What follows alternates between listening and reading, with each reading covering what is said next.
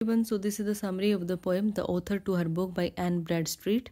So these are the important points. This poem was written in mid 1600 by Anne Bradstreet and published in the collection of poetry, The Tenth Muse, lately sprung up in America. This poem is about poet's disappointment with her work and her helplessness to improve it. Here the speaker communicates with her work and calls it as malformed. So this is the text of the poem. Thou ill-formed offspring of my feeble brain, who after birth didst my side remain, till snatched from thence by friends less wise than true, who thee abroad exposed to public view, made thee in rags, halting to the press to trudge, where errors were not lessened, all may judge. At thy return my blushing was not small, my rambling brat in print should mother call.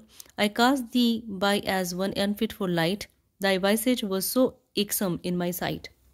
So when the poem opens, we see that this poet is directly addressing her own book. So she is using personification here, and her book was published without her knowledge. So she calls her book as malformed and defective, the product of her own weak brain. Her book was lying with her like her own child until this work was stolen by her brother-in-law, who published this book without telling her about it. So next she says that her relatives who snatched her book and got it published when this work was full of errors, by doing so they didn't behave wisely and their intention was not to hurt the speaker.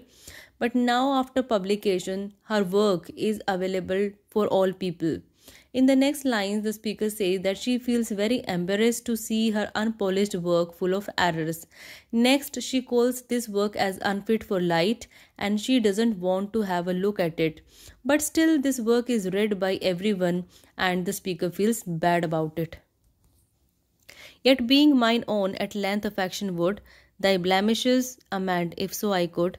I washed thy face, but more defects I saw, and rubbing off a spot still made a flaw. I stretched thy joints to make thee even feet, yet still thou runnest more hobbling than is meet. In better dress to trim thee was my mind, but not save homespun cloth in the house I find. In this array, amongst vulgars mayst thou roam, in critics' hands beware thou dost not come, and take thy way where yet thou art not known.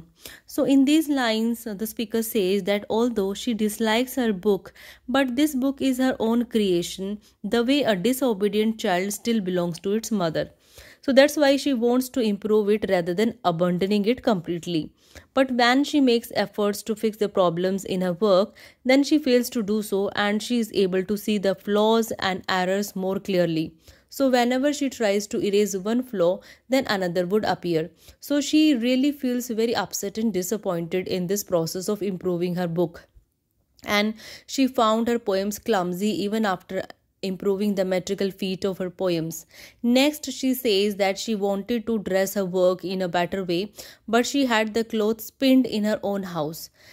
Next, she says that actually she gets to know that she cannot do anything now to improve her work and asks her work to go out and live among the vulgars. She also wants her work to avoid critics who are going to find its fault. She wants her work to go somewhere where nobody knows it and its creator. If for thy father ask, say thou hadst none, and for thy mother she alas is poor, which caused her thus to send thee out of door.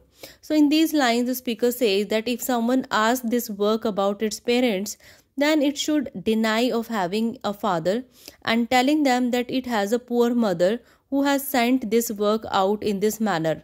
So here the poem ends, and finally the poet has accepted that she cannot do anything to improve her work and she has to come to terms with it.